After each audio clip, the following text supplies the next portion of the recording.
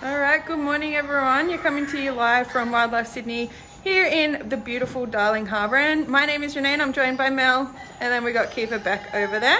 And today you may be able to hear them in the background, but we will be seeing our gorgeous Tasmanian Devils. So I will turn this camera around and we'll tell you a little bit about our gorgeous Devils.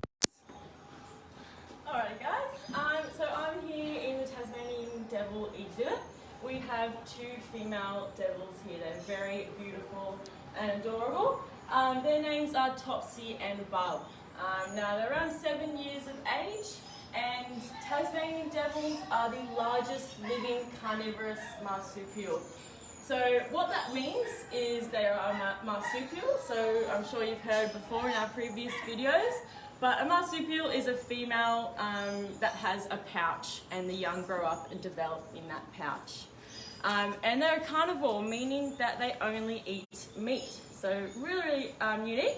And another kind of unique thing about them, I see them talking to each other there, is that they have a really short pregnancy, even shorter than our other marsupials. So 21 days is about the average time that they're pregnant for.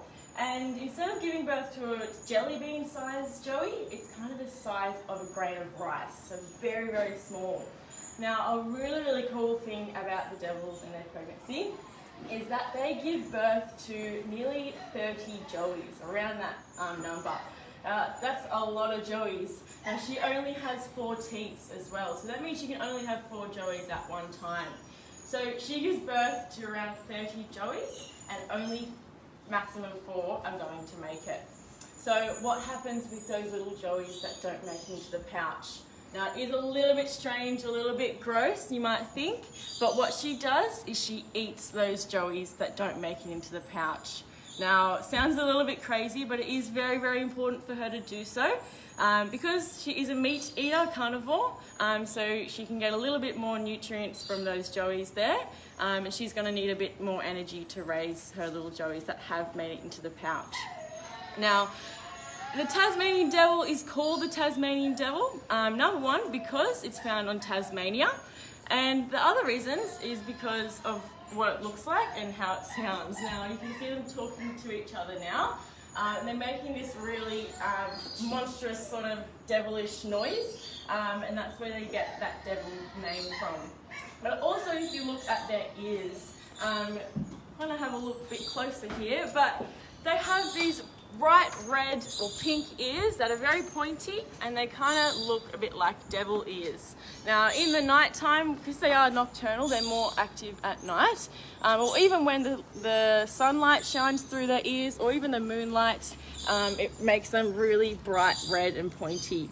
What they also have is these beautiful white, really strong teeth that they kind of poke out of their mouths a little bit, and they kind of look like vampire or monster teeth, and that's where they get that name from.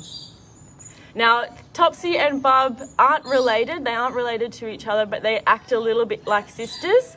Now, one moment we'll see them sunbaking and getting along very nicely, and then maybe a couple of hours later we'll see them screaming and yelling at each other, just like sisters do, and this is the sort of mood that they're in today. Now, devils, unfortunately, they aren't doing very well in the wild at all. They are very endangered. Now, it's a really sad story with them though. So, there we go. So what they have in the wild population is a very contagious cancer that goes around in our devils. Now, this is called the devil facial tumour disease. Now, it's a tumour that grows in their face or their mouths, and it grows really large, and too large for them to eat or drink. Now, it's an awful way to die, and unfortunately there isn't any cure at the moment. Now, it's actually transferable through their bodily fluids, so it's very contagious to them. Now, devils come together at night time to eat, so they share their food sometimes, or sometimes they might bite each other just to show a bit of research. There we go. Just like that. This is very normal, I might just add. And that's how they can spread the disease. So very easy to spread, unfortunately. But what we do in zoos is we educate the public as much as we can, and we spread the message across about conservation. Now here at Wildlife we have the Wildlife Conservation Fund, and one of the programs that goes towards is our a devil breeding program. Now what that program does is they have a very large block of land up in Barrington Tops, which replicates Tasmania very, very well, and they are able to breed their devils really, really well there. So without zoos, without these conservation funds, unfortunately these breeding programs wouldn't be able to happen. And it is a really, really important thing that we do the most that we can, because as I said before, these guys are quite endangered and they are really, really important to our ecosystem as well. So if we lose them, it's going to cause a bit of a domino effect. So how they sort of help in the wild is they clean up the forest for us. So they are scavengers, so they'd much rather eat something that's already dead in the forest for them. So what they do is they sort of clean up the forest basically. So anything that's dead or dying or decaying in the forest, they'll come along and they'll eat that all up. And what they will do is they'll eat pretty much the whole animal. So they have the strongest bite of any mammal ever. They can tear through bone and the whole animal very, very easily. So they're really, really good cleaners for us. So if we lose them in our ecosystem, it's going to cause a big domino effect, as I said. So really, really important that we do the best that we can. Now, onto something a little bit lighter here. Mel over here, she's going to be feeding our devils, but in a really cool way. So we give our devils enrichment very, very often, just to get their minds going and their muscles going as well, and to really replicate something that would happen in the wild. So what Mel's doing here, she's putting some kangaroo meat on a bungee, and then she's going to lower it into the exhibit for the girls to play tug of war with. Now this is definitely something that would happen in the wild. They will share their food, as I said before, and they will play tug of war as well. You can see them playing there. So a few questions we've got coming through back is, how old do devils get and how old are our two girls? So unfortunately, devils don't have a very long lifespan. In captivity, it's around 10 or so, maybe. And our girls are 7 years old. So they have actually played a bit of a part with the conservation, and they are ex-breeders. So they sort of get to a breeding age very quickly, and then that's it. So these girls are around 7 years old. They reach their breeding age at around 5, I think it is. And then they can't breed any longer. So they were brought here just to sort of be retired and live out their grandma life here at Wildlife. So 7 years old is how old they are. And we've got one coming through saying, does one overpower the other? That's a great question. Kind of changes every day. Mainly it's Bub. Bub is the one on the right. She has a complete black back, and Topsy has that little white patch on her tail. Bub is usually the top, but it will change often, and you sort of will see whoever screams at each other the most is the top that day. And roughly how much do they weigh? Our girls weigh around 6 kilos each, fluctuating a little bit, and they're really, really good eaters, so we have to keep an eye on their weight as well. Are they able to eat humans? Not really. They're not very interested in us. Before I was saying that they're more of a scavenger, so they would rather scavenge than hunt. Now, if we came across one in the wild, which would be very rare, might I say, but they probably would be a little bit more scared of you than you are of them. They might put up a little bit of a fight and scream or jump at you, but that's about it. They don't want to eat us. And while they're not tug-of-warring for their food, what would they mostly be doing spending their day? They are nocturnal, so they mainly are asleep in the day. They have their favourite log here that they like to sleep in. And believe it or not, even though they yell and scream at each other, they do love to cuddle up to each other as well. And Jessica asked, do you have any male Tasmanian Devils? And that's from Nate. No, we don't. We just have the 2 females here. We don't have any males because, as I was saying before, they're past their breeding age, and we don't want any breeding to happen at the moment, and we're just happy with our 2 girls. And what are these huff and puff sounds that we can hear them making? So that's sort of a communication, another noise that they make when they communicate. So it's just them talking to each other, and usually sort of a submissive sound that they make. But it's also could mean anything. Do they have great eyesight, or do they rely more on their other senses? They don't have the greatest eyesight. They are nocturnal, so they mainly they don't really need to see that well in the day.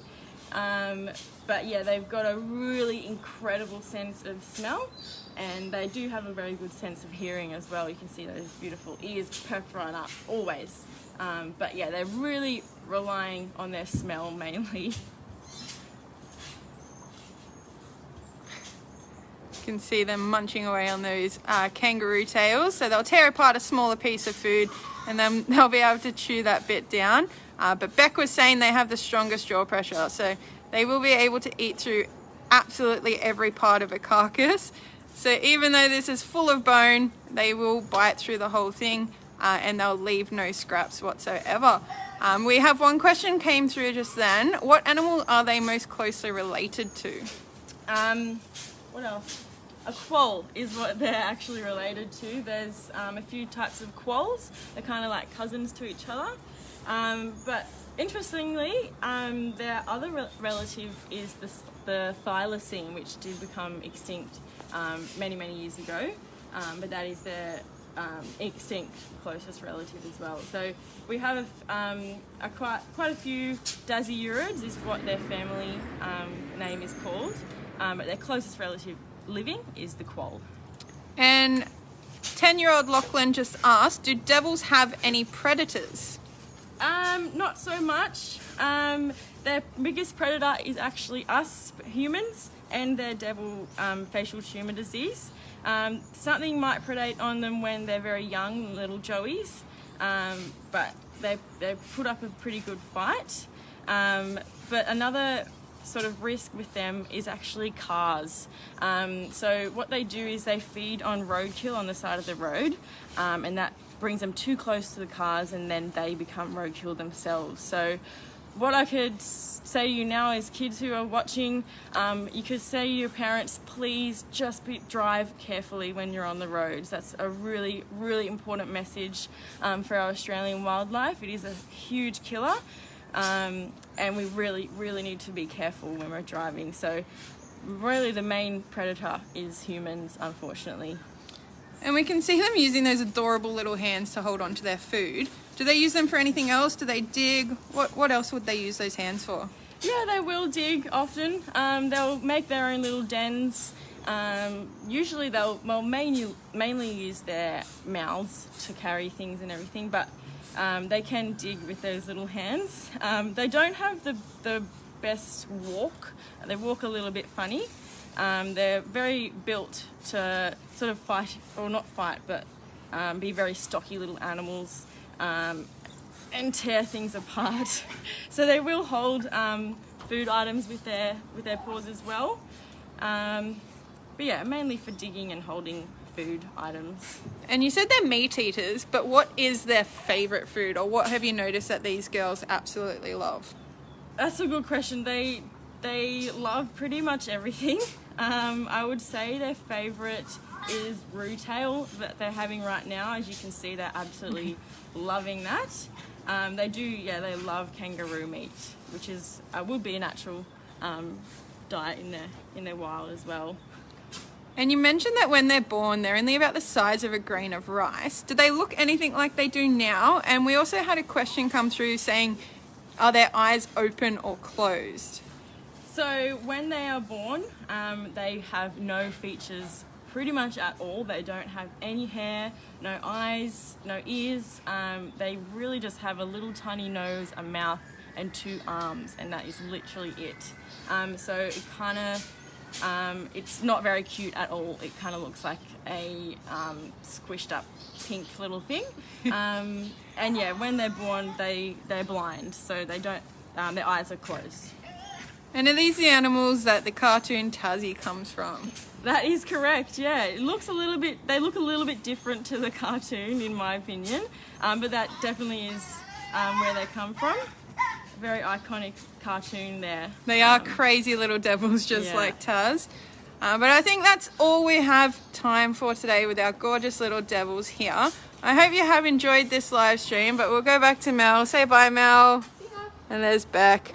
And we'll head back down to the girls and we'll finish up our live stream with them tug-of-warring on their food. If you did have any further questions, please feel free to leave them in the comments section and we'll try and get to them as soon as possible. But stick around on our socials and you will see a few more live streams coming up. But please enjoy the rest of your day and enjoy our little devils. Bye, guys.